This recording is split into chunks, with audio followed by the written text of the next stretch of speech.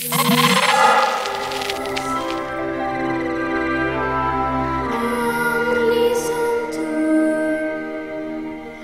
projets originaux, ambitieux autant narrativement que formellement, sont denrées rares, notamment en France. Alors, quand deux films décident de se mettre à hauteur d'insectes pour plonger le spectateur dans un monde inconnu, on en est presque surpris. Projets techniquement novateurs, portés par des visions inédites, Microcosmos et Minuscule font figure d'exception jouissive dans le paysage cinématographique français.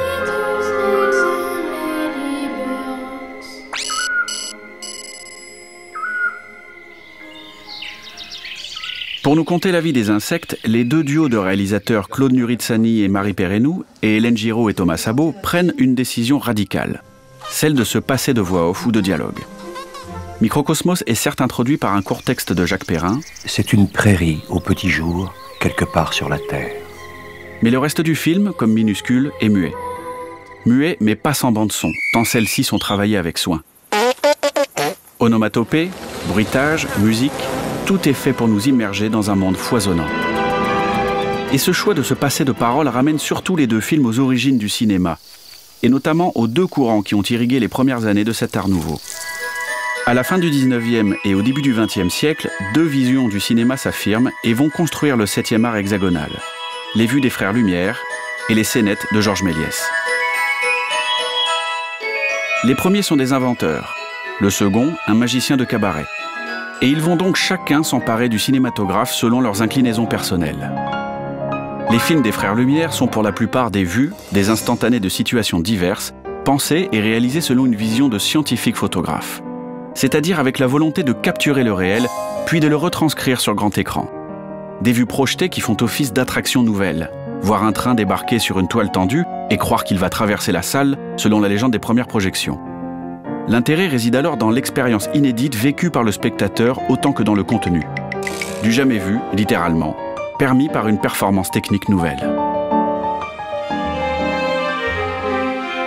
Georges Méliès voit, lui, dans cette technologie, un moyen de développer et d'approfondir ses tours de magicien.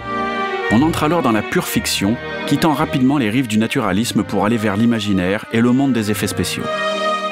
Made painting avant l'heure, machinerie complexe, jump cut ouvrant à l'illusion, le réalisateur pousse dans ses retranchements les possibilités de cet art nouveau. Un œil d'illusionniste d'un côté, de photographe de l'autre. Pour résumer rapidement, les frères Lumière cherchent la captation du monde réel, Méliès vise lui plutôt la recréation d'un monde alternatif. Mais, des décennies plus tard, le 7e art français a largement laissé de côté l'imagination du premier pour ne retenir que le naturalisme des seconds. Il a également en partie oublié la dimension scientifique, de recherche, inhérente au cinéma, art technologique par excellence. Microcosmos et Minuscule deviennent alors de belles exceptions. Pour nous conter la vie des insectes, ces deux films empruntent à ces deux visions d'antan, l'un semblant jouer sur l'enregistrement du réel, et l'autre plongeant dans la fantaisie pure. Mais entre documentaire et fiction, la séparation n'est pas forcément si nette.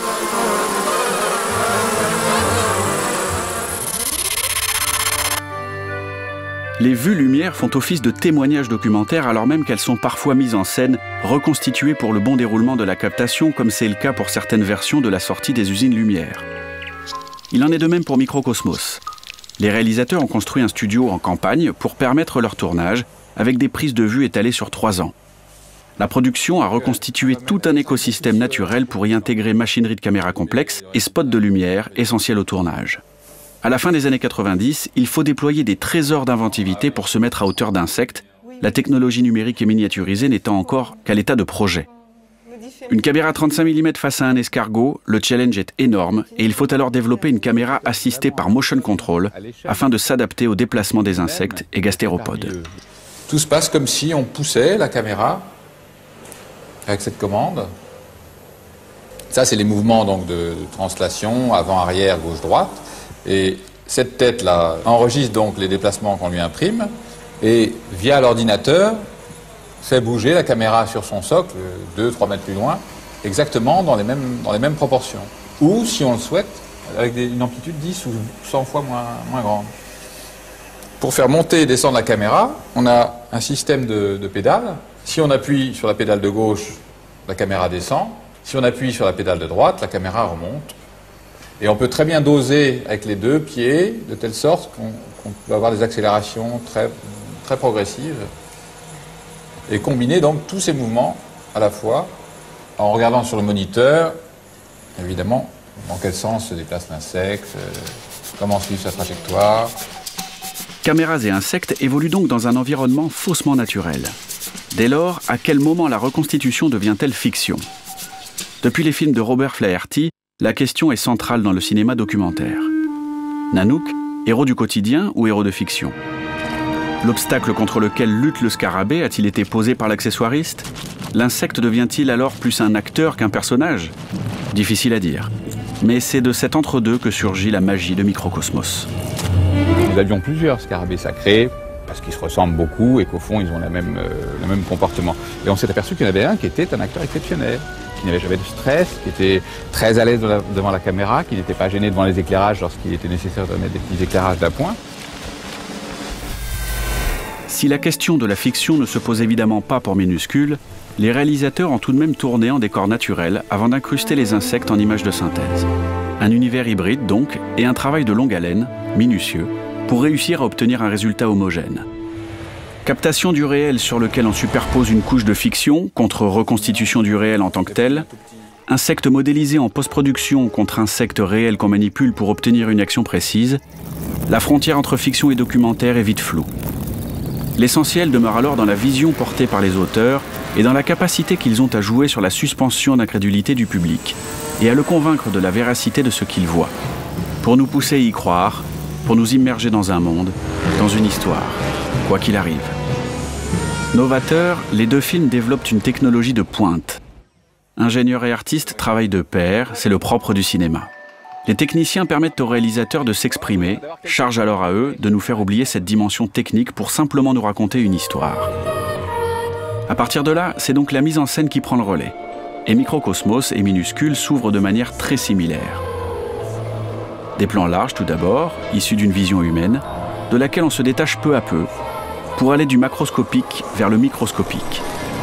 Le découpage et le montage nous y amènent petit à petit, sans brusquer le spectateur, et on change alors d'échelle. Bienvenue dans le monde des insectes.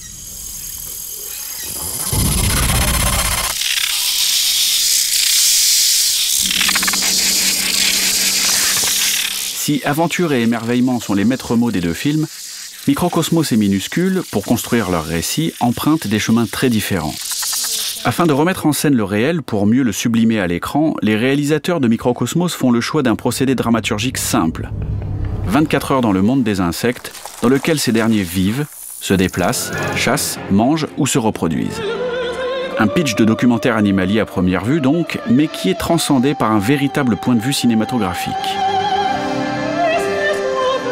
Le récit, minimaliste, ne cherche pas la pédagogie, mais plutôt à nous immerger dans un monde qui devient presque fantastique.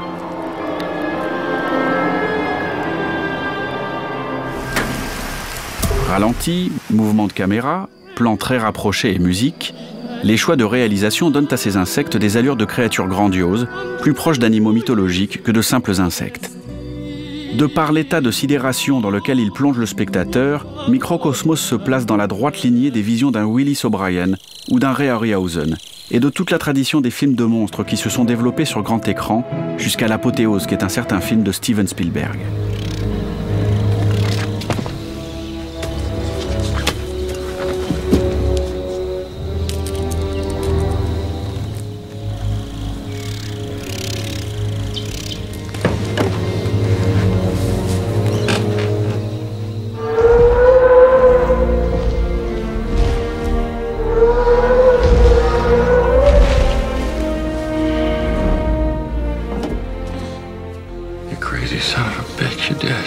Plus proche de Jurassic Park, donc, que d'un simple reportage animalier télévisuel auquel son sujet semblait le destiner. Et ceci grâce à de simples choix de mise en scène. La nouveauté du dispositif est certes moins flagrante 20 ans après pour un spectateur actuel biberonné aux caméras miniaturisées, mais le résultat est toujours aussi beau. Sous l'apparence d'une extrême simplicité, le film retrouve une des dimensions originelles et foraines du cinématographe, donner à voir le monde.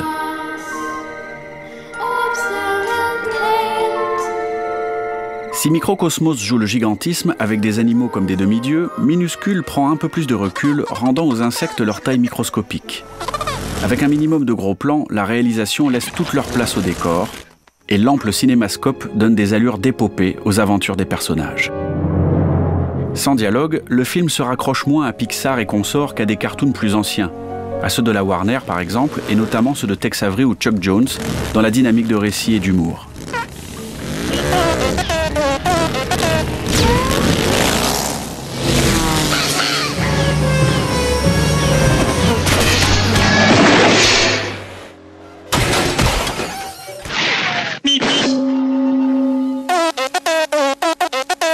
Minuscule se passe des artifices classiques des films d'animation actuels et l'anthropomorphisme réduit au minimum amène une véritable originalité qui permet de couper court à la comparaison avec des films comme Mille et une pattes ou Fourmise.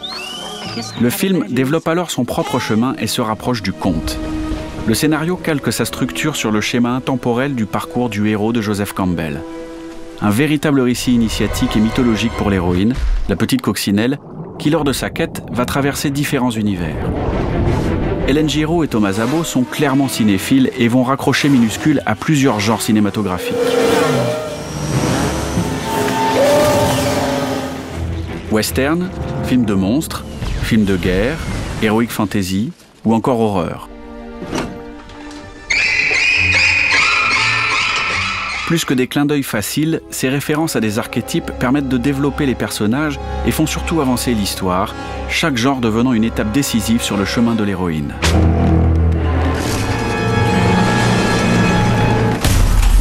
Au fur et à mesure qu'il avance, le film prend de plus en plus d'ampleur. S'il débute comme une partie de campagne de Jean Renoir autour d'une nappe de pique-nique, il s'achève dans le fracas d'une bataille épique lors du siège de la Fourmilière. On est alors pas loin du Seigneur des Anneaux.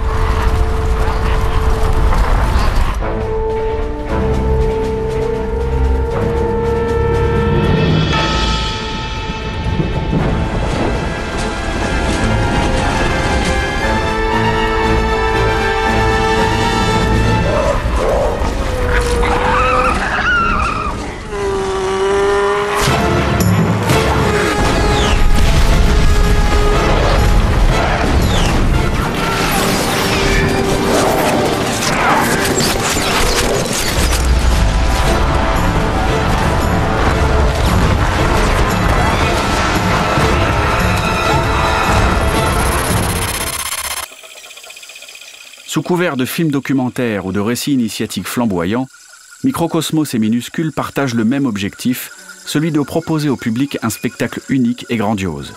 Ils jouent alors tous deux la carte de l'universalité en adoptant une narration purement audiovisuelle avec une croyance totale dans les forces intrinsèques du cinéma. En opérant un simple changement d'échelle, ils offrent un nouveau regard sur un monde à la fois familier et inconnu et emportent l'imagination du spectateur.